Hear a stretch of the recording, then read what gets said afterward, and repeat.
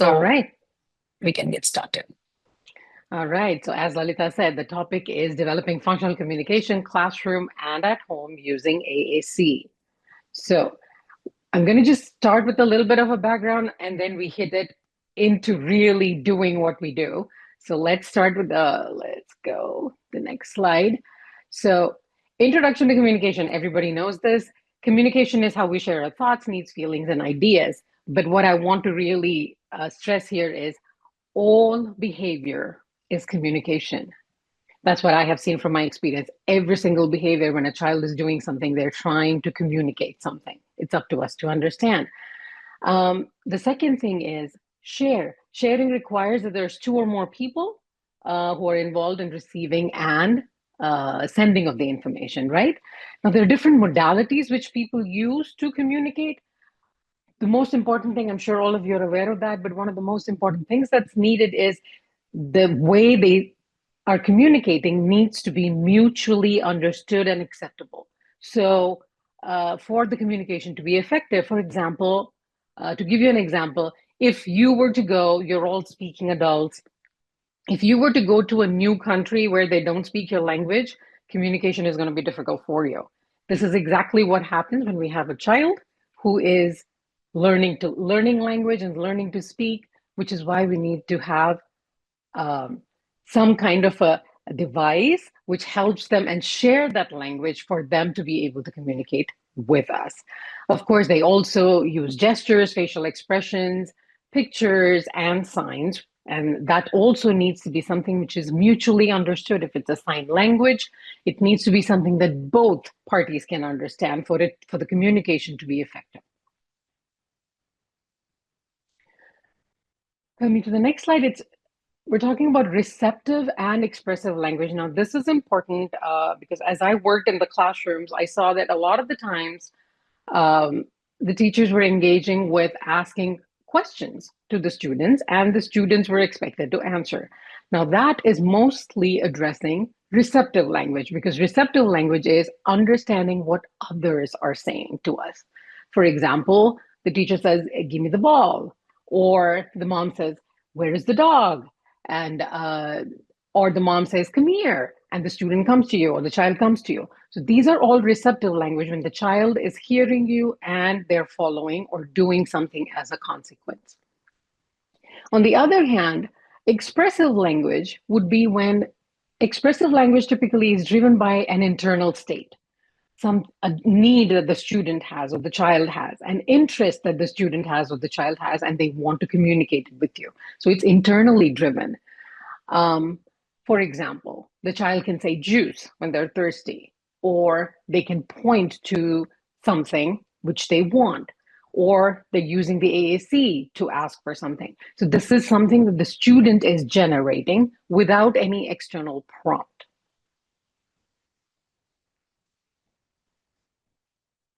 Now, how do we communicate? There are symbolic means and there are non-symbolic modes of communication. Now, the non-symbolic modes would use includes anything which does not have a representation. So it could be facial expression, body movements, leg movements, eye blinks, vocalizations.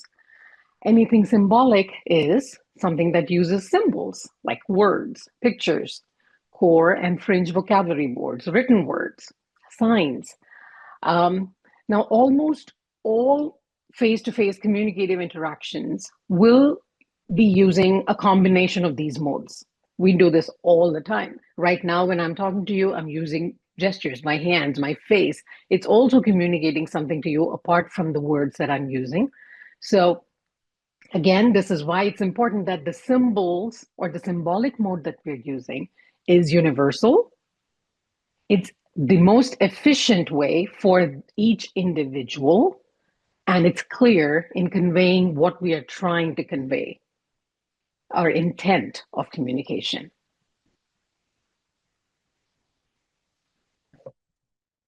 Now, this is communication at home and at school. Now, who does it? What we're trying to communicate or what the child is trying to communicate. Where can it happen? It can happen anywhere, all the time. And why do we do it? Again, it is basically a need to communicate with others to learn, to share our thoughts, to express how we're feeling. And how do we communicate? Using all the modalities that we just spoke about, symbolic and non-symbolic means of communication. Now that we have this background, what is our goal when we're trying to develop communication in young children who are either minimally verbal or are non-speaking? What is our goal?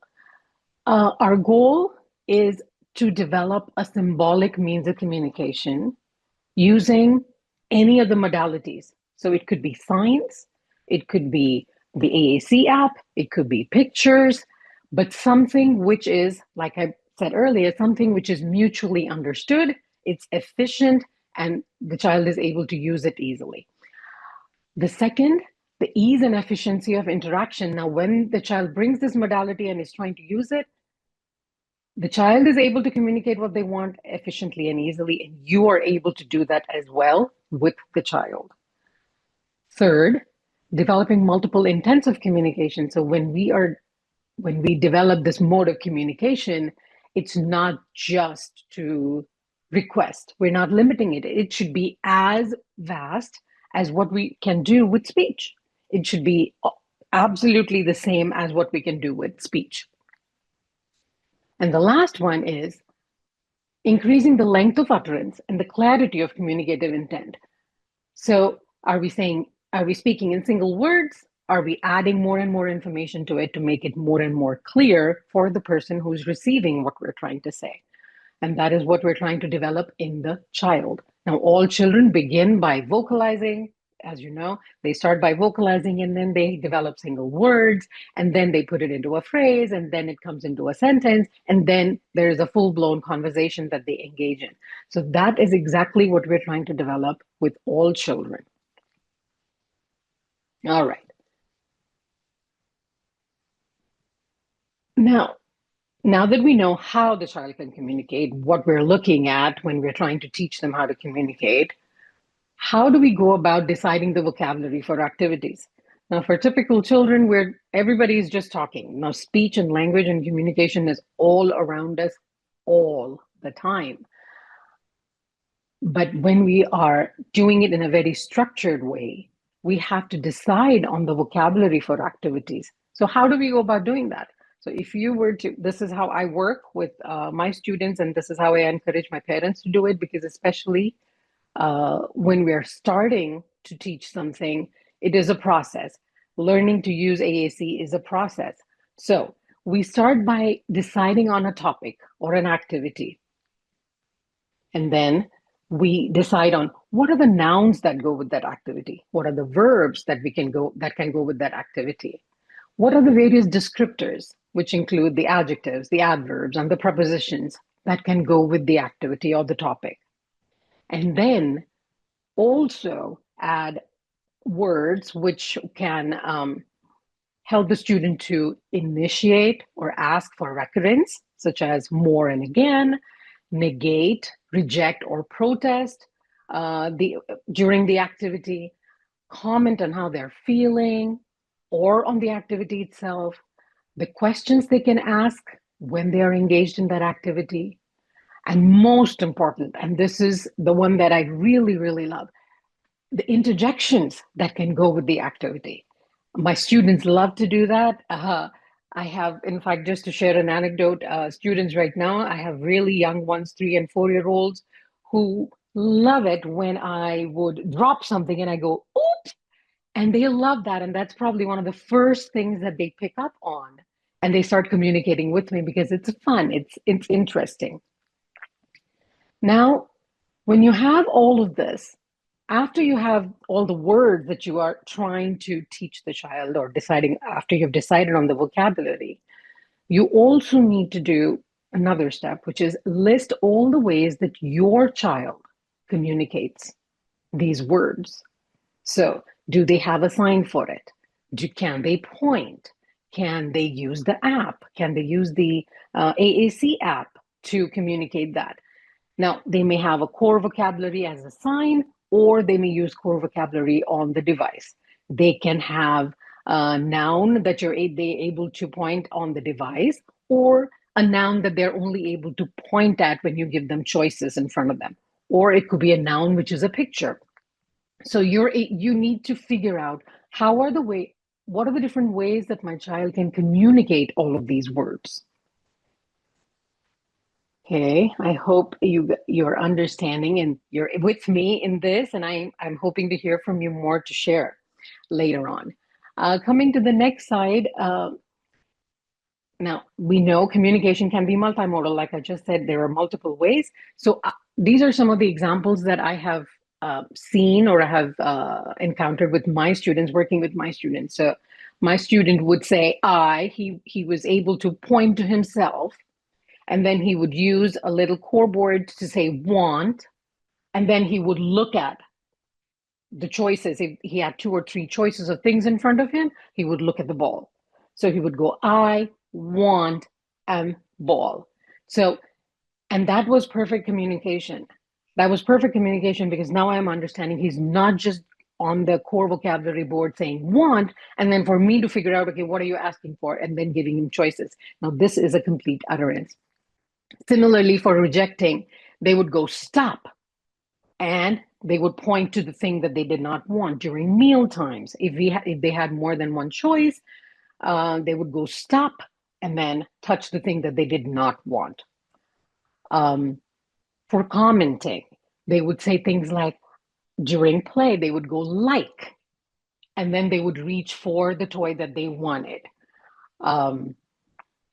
Attention, to gain attention. Now, this is an important piece, and I highly encourage all parents and teachers to develop this as one of the founding intents, because a student needs to be able to gain your attention to communicate. Especially if a child is non-speaking and they are not using, say, an app at this point, and they're using core boards, then we need them to be able to gain attention, and it's not speaking, there's no voice. So how are they going to do that? Vocalize. Encourage the child to vocalize. Every vocalization is reinforced by giving them attention. So vocalization plus look on the AAC app or on the core board, and then showing the thing that they want to show you. Asking, again, the requesting is probably one of the easiest one. They point to a noun, whatever that they're looking for, and then they start looking around as to where did it go. I had a student, to share an experience, I had a student who would be sitting at the lunch table, and she would look at the core board, and she would say, she would touch food icon, and then she will start looking towards the kitchen to say, okay, I need food. It's coming from the kitchen, or where's the food? So these are all the various ways that we can use multiple modalities to communicate. And this is how this is how I have been able to develop a longer utterance, a more clearer intent of communication with students using multiple modalities. Now, a lot of you should be familiar with this. How do we do this? Now, we spoke about shared, a mutually shared means of communication. To do that, obviously, we have parents and teachers who are going to be the models, be it using of the app or a core board or any of the other modalities. So we need to be using it constantly so that the child can look at us and learn from us. How do we do that? We do self-talk. So when the parent is talking or the teacher is doing activities, they are using the app or the signs or the core boards or the gestures all the time. When they are doing something, they are engaged in the activity, and the child is just observing you. Parallel talk, when the parent talks about what the child is doing, the child is not using those complete phrases, but you are providing that model for the child using all of these multiple modalities.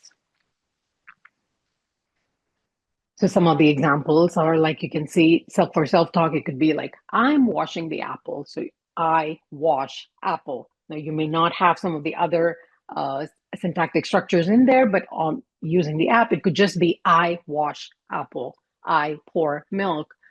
Or in the classroom, it could be, I color circle, I write name. Now that's what's coming up, but you are saying the whole sentence. The same with parallel talk. I don't want to read the examples again, but it's very similar because you are talking about what the child is doing in this case. All right. So now coming to the meat of the presentation, if I may say that, we are going to get into specific topics and activities that are done at home and at school. And I'm going to give you some examples of the kind of utterances that one can elicit using, which are expressing different intents.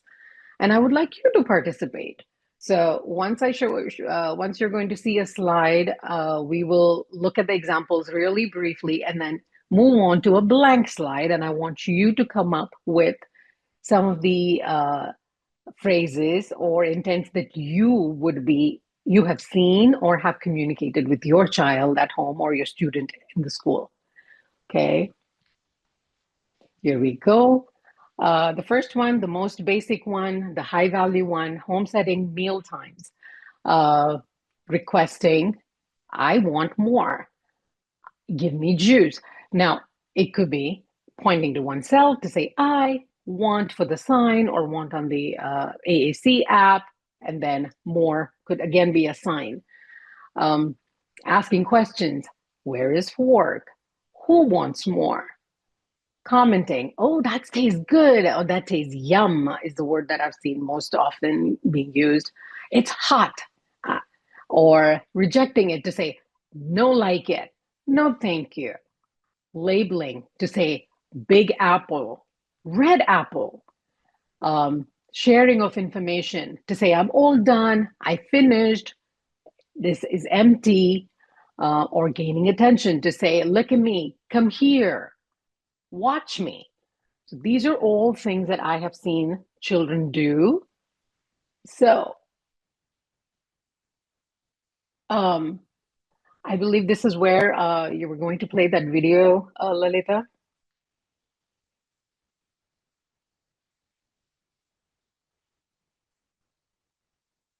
You still there with me?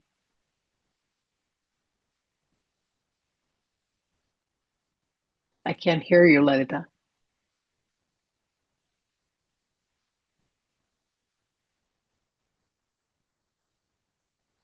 Okay, then we will continue to move. We have the home setting meal times, and like I said, I would like you to start thinking of various utterances that you have used with your child or you've been able to elicit with your child for various intents, and give us a little examples. You can type it in the chat box.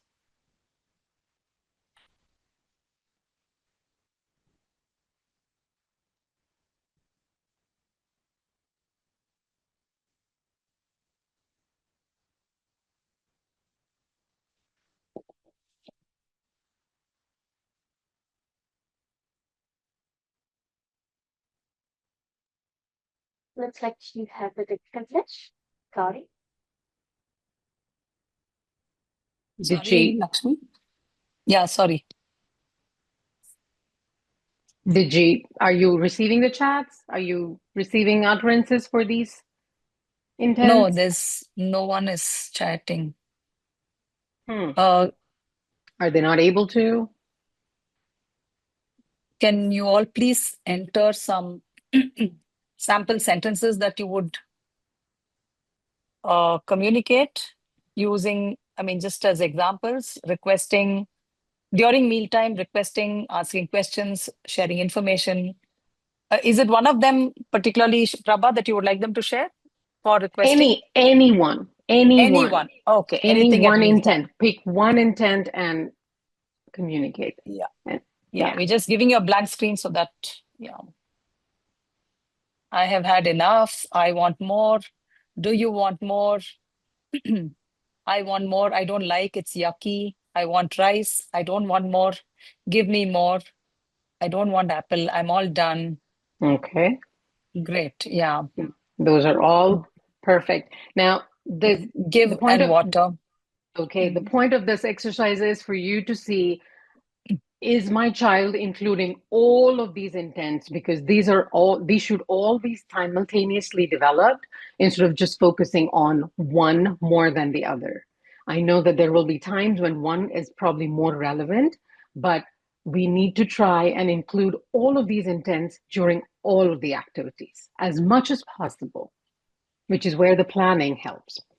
Okay, coming to the next activity, dressing up. This is again one of the a very favorite activity of mine. My little kids used to have like this little dress up area in the classroom, and they would love getting into all these different costumes. So again, you have all of these intents that can be communicated while they're wearing clothes, while they're choosing. So requesting, help me zip, need my socks, put shoes on. What kind of shirt do I want? Asking and answering question. You hide something. Where's my hat? Where are the shoes? What color is this? Or commenting, shoes too tight, can't fit, too big, or labeling of things, rejecting, I don't want that shirt, no socks, attention, drawing attention to say, hey, look at my shoes. And the children love to do that. They like to wear it and they kind of pose and are showing to each other. Or when they've learned how to zip, they're showing, watch me zip, and they have this big smile to talk about their achievement. Sharing information when something is wet, or their shoes got dirty, or their clothes got dirty. So again, I would like to hear your suggestions as to what you have heard or seen with your children. Oh, I'm sorry. Is it not sharing? I'm so sorry. Yeah.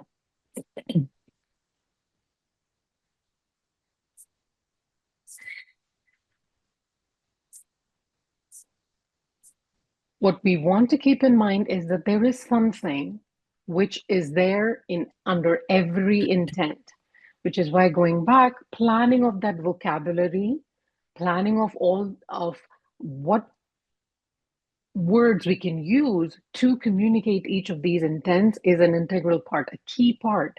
A little bit of planning in your mind, if you have that, then it becomes easier to work on it, to model it for the child, and then to hopefully elicit from the child as well.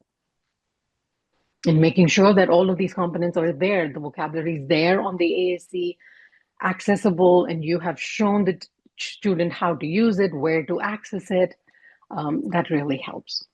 Yeah, Okay. I think if they can all write the intent, the communicative intent, and then follow it up with, say the intent and then say dash and then write the sentence so that it's clear what the intent is.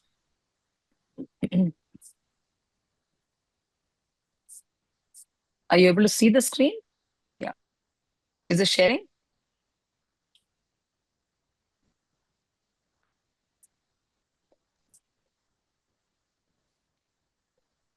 Yeah, I want red shoes. Help me, Mama. Please display this. Okay, please. Are you able to see the screen? See the slides? I want red shoes. The pant is loose. I don't want shampoo. It's wet. No socks. No kurta. I want shirt. Request one dress. Put button. Itchy. Remove shirt. Nice. Those are all perfect examples. The no shoes is one of the favorites. It was one of the favorites of one of my students who was a kid with autism, and she did not want socks on all the time. So that was one of her favorite things to say. No socks or no shoes. Coming to the next intent, this is again something that we do all the time with our kids. A wonderful way to build vocabulary, to build language, and give them exposure to all these language structures. Reading books, a good shared activity for joint attention that you can engage in. Again, all of the intents. What can be the vocabulary that we can use to communicate various intents? For requesting, I need read more page. Turn the page, want this book, or not want this book, stop reading, no more. The interjection part here, which students have used, is boring. They have said boring, too long, scary, They've said things like that. And asking and answering questions. Who is that? What is that? What's he doing? Sharing of information. My book now. You've done yours. Now, my book now. I know a story. Or commenting. Funny. That's scary. That's a big dog. So, again, the same thing, the same intents, but different activity. So, different set of vocabulary that we're using to communicate the various intents. Okay, again, let's hear from you as to what I would really like to get a set of these, the utterances that the parents are posting or the participants are posting. Sure. It'll be interesting if you could put it all Can you show together, initial and it could slides? be. Oh, someone wants to show the initial slides before winding up. So the slides are shown here with a blank so that you can see what the intents are. Would you want to see the previous slide once more? So let's just show that again. So yeah. Now, I know this can feel like pressure. This is not a test. This is something you do all the time. Everybody is doing it all the time. It's just that now we're becoming a little bit more conscious. And the reason we need to do that is we have to make sure that the vocabulary is there for the student to use on the app, right? And I'm again stressing on this because I've been through a situation where you want to say things, but then you're like, oh my God, the vocabulary is not there. How do I model it for the child? So a little bit of prep work before to ensure that it's there, or at least most of it is there, helps, and the communication doesn't become awkward. It's not inefficient. It needs to be smooth and easy. We're having fun with the child. We're talking to them. They are children. And I like to do that. I want to have fun when I'm talking to those children. I want to see them smile, be funny, be goofy, be children. So yeah, this is for reading books. If you can please share the communicative intent along with what would be the communication happening. So I need book 3. My kid shows it with counting 3-finger gesture. Yeah, that's nice. So can you also add the communicative intent there? Big tree. That is a description or a commenting. I have had students who would say, I want the big book. I want the farm book. I want animal book. Animals can't talk. That's nice. Commenting, it's Peppa. Yeah. Yeah, some more people? Is there some questions? Asking questions. I like to read adventurous book. Hungry caterpillar, eat apple. Directing others. Read some more. Yeah, that's a nice one. Anjali. Nice.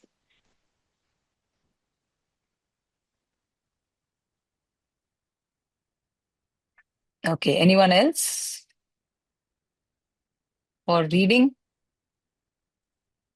Now, asking questions, if I can just pause. Asking questions is one of... Oh, go ahead. Sorry. Suggesting is, let's read this one. Requesting, I need more time. No book, sleepy. Very nice. Yeah. That's Rejection, beautiful. not this page. Nice. Instructing, read this line. Okay. Yeah. Now, most of the time, I think one of the things which becomes hard to teach is asking and answering questions. Asking questions, answering people, the children are able to learn how to do it. The asking question, we want the child to be able to ask questions because, that's part of their curious nature. All children love to ask questions. They want to learn. They're exploring the world around them. For that, how do we do that? Now, I know I've had parents who have asked me, how do you go about doing that? How do you tell a child to ask questions? Now, one, of course, we are modeling because all the time I would drop things, I would be misplacing things. I'm like, where did it go? It needs to go with your expression, and you're pointing to say, where is it? Who came at the door? You hear the bell, or you say, who is that? And or somebody's hiding, or in a book, if you're seeing a person whose face is not shown, it's like, who is that? What's going to happen next? We have to encourage, we model that. And then how do we ask the child to do it? There's a lot of pausing, there's a lot of waiting, there's your facial expressions which are saying, can you possibly ask a question here as to what's happening? The child starts looking around. That's a time when you will again model to say, are you looking for, where is the ball? Instead of saying, are you looking for the ball? Here is the ball. Instead of showing it to them, we encourage them to ask questions. That's a very key thing, because I find that children find that to be very powerful. Once they've learned how to ask a question, they are on it. I have a student right now who is constantly hiding things and keeps, we love to go on scavenger hunts. So we're hiding things and they're going, where is the thing? Where is this thing? And we're looking, we're teaching prepositions. So it's in there, it's on it, it's under it, it's behind it. So that's another activity which is fun to do with the students. Home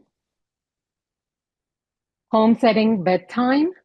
Okay, bedtime routine. Almost all families have that. All children have a bedtime routine. Again, a lot of communication happen at that time. Requesting for things, commenting on things, labeling. Now, depends on whether how sleepy the child is. Is it a good time that they're willing to communicate, or they are just ready to, they're done communicating at that point? We have to be mindful of that, of course. Labeling for specific things, rejecting or protesting, gaining for attention. Look at my teddy, see my new pillow, or see my new pillowcase. Daddy, give me a hug. Sharing information. I am sleepy. I want this blanket. Okay. Or asking questions again along the same lines. Where is my teddy? If you could hide it, or, get a different blanket. Where's my Clifford blanket? What book are we reading next? Things of the sort. Okay. So if we can again hear from everyone, their ideas. What kind of vocabulary would they be including during bedtime, but to communicate various intents? Now, this is something that I have not personally experienced because, no, I think I can correct myself. Preschool classroom, they do have a little nap time in the classroom. I have gone in at that time, and then, we're trying to get some of this going in there as well.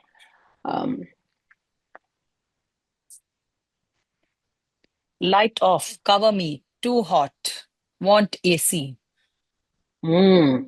Where's my teddy? Question. Those were all Perfect. instructions. Good ones. It's Yes. bedtime. Sleepy. Want a cuddle. Now, as you are all giving me these phrases, I also want you to think of the child that you're working with, or your child, and think of all the modalities they use. Again, like we discussed in one of the previous slides, all the modalities they are using to express these intents. Okay, this vocabulary. Think of that and how you're going to develop it, how you're going to use it with your child. Requesting fan on.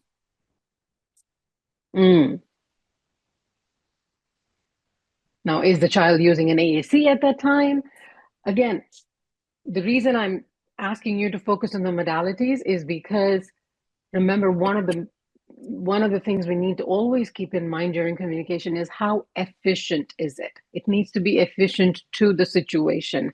For example, if the child is really sleepy, and if at that point we bring out an AAC, and we're saying, okay, now point to this, may not be something the child wants to do.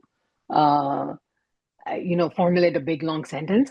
They may be saying, you know what, it's easier for me to point. It's easier for me to sign at this point. So depending on what is the most efficient. If the child is, of course, using the AAC proficiently, they would want to, but give them the opportunity to use any modality that they want to, so that the communication is effective and efficient. Yeah, one more is, I'm scared, it's dark. So again, commenting. Mm-hmm. Good ones.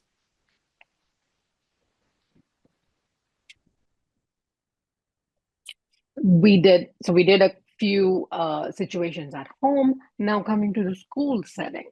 I know in the classroom a lot happens. This was one of my favorite times to work with the students, an artwork or tabletop activities. I know a lot of preschools do that, preschool classrooms and kinder classrooms do that. When you're sitting at the table and you're doing an art activity, it's a joint activity that, there's opportunities for peer interaction as well. Again, similar intents, requesting for glue, requesting for crayons, asking help to cut, or commenting on another student's work to say, oh, that's pretty. Oh, this is so messy. My hands are messy. Labeling to say, I made this, I drew this. Rejecting, I don't want this color. I don't want glue. Some kids do not like to get glitter on their hands. They don't like glue on their hands.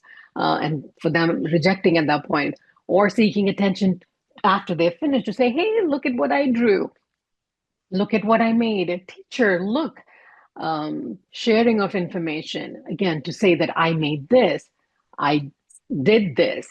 Asking and answering questions.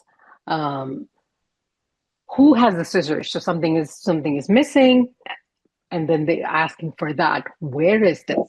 So if we have educators, if there are parents who are, volunteering in the classrooms, if they want to share what kind of phrases they could come up with here, again, always keep in mind what your child, think of your child and what modalities they are using to communicate these intents.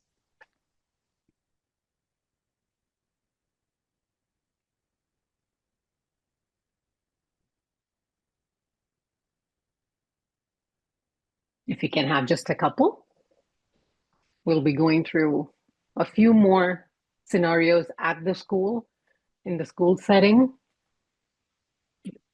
Want red pencil. Mm-hmm.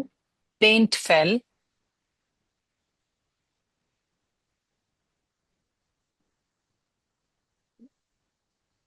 Yeah, some more.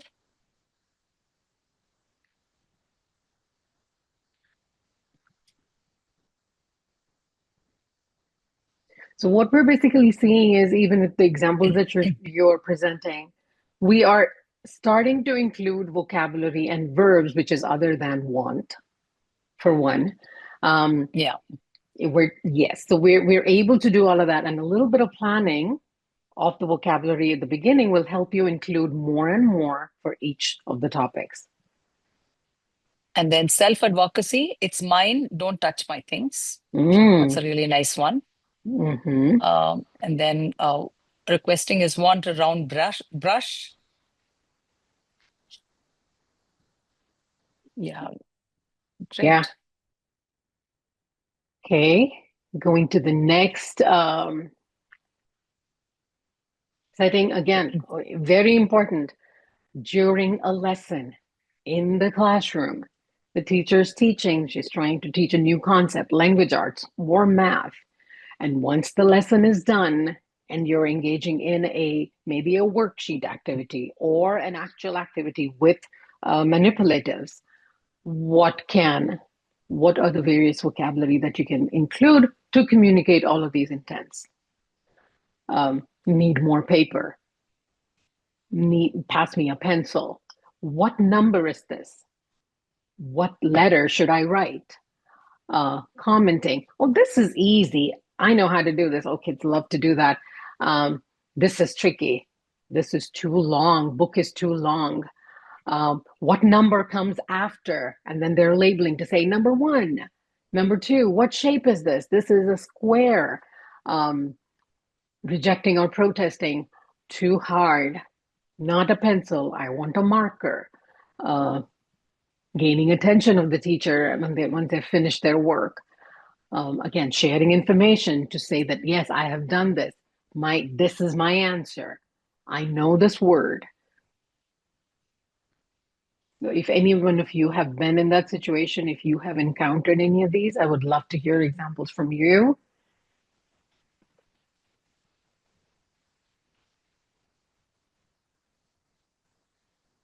Do we have educators today with us? Request, okay, yeah, one round brush. I need a break, requesting. Help Mhm. me. Mhm. Labeling is big A. Asking for help, help me spell. I need help. Break time, no right.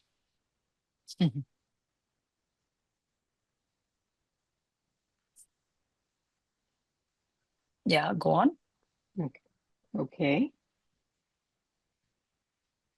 Are they still sharing, or are we moving to the next?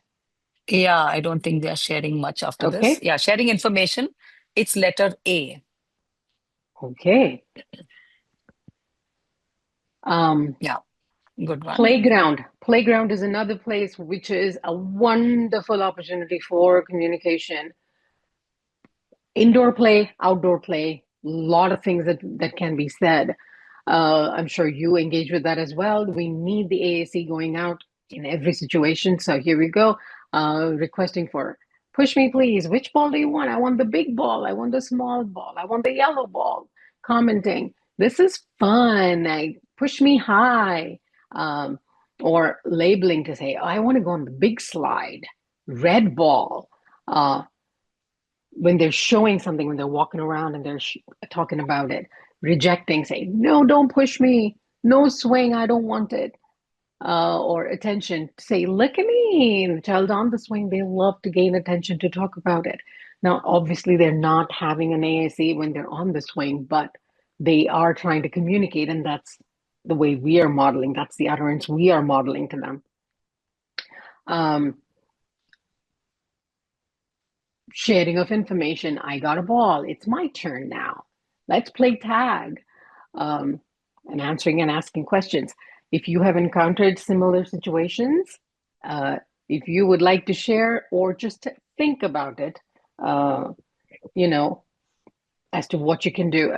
I cannot stress enough as to how much those few minutes that you spend on planning of the vocabulary helps in coming up with all of these utterances during those specific activities. Does anyone want to share what they have encountered in the school setting or when the children are on the playground? Requesting, share the ball, let's play. Catch the ball. Sharing information, he push me. Yeah, great.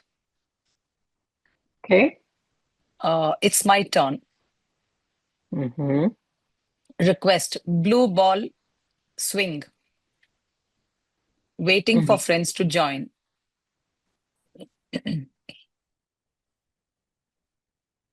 Okay. And again, similar things with indoor play. That was outdoor with the outdoor equipment and indoor play. So with the blocks or with whatever the toys that the child plays with, a lot can happen. A lot of communication happens during this time. So again, requesting for things, commenting for when they're building things. It's that tower is tall. Oh no, it fell down. Labeling of things. Big truck. Look at my big truck. The child's trying to show you and gaining attention. Rejecting. I want a different toy. Now that's again rejecting. This is a point that I missed earlier. I as much as possible, especially in the classroom or at home, actually, instead of teaching the child to say no to reject an activity, I try to teach them the word different, to say, I want different, because we really don't want the child to reject things and say, no, I don't want to do it. I'd rather, we want to give them a replacement activity. We want to say, hey, you need to be engaged in something, but what are you engaging with? That can be a choice. So instead of no, I try to encourage my children to go with the different. Sharing of information. It broke. This is big. I finished. Or asking and answering question. Where is it? Where's my car? Where did it go? What color block is this? Who is building it? Who has this toy? Asking all of those questions. Okay, now this is the last slide. So if anyone has anything to share about indoor play, I'm sure you guys would have engaged with children. This is the most fun activity that's done. Doll is hungry. Rejection, do something else. I like Requesting, that. yeah. Requesting, give me more bubbles.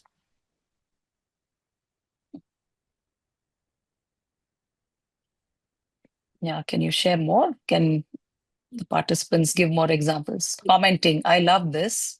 Let's play carom. Commenting, yay. Yeah, these are all great ones. Yes.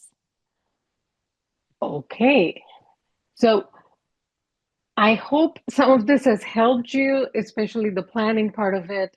Again, I cannot stress that enough. I've done that multiple times, and I cannot stress that enough still, that the planning portion, the 5 minutes, the 15 minutes that you take to plan the vocabulary plays a huge role in the ease of communication in all of these situations. So finally, the most important thing that I want everyone to take away from this is communication. It's really not about the method. It's not about, I'm going to teach you how to use the AAC, all aspects of it, but it's about,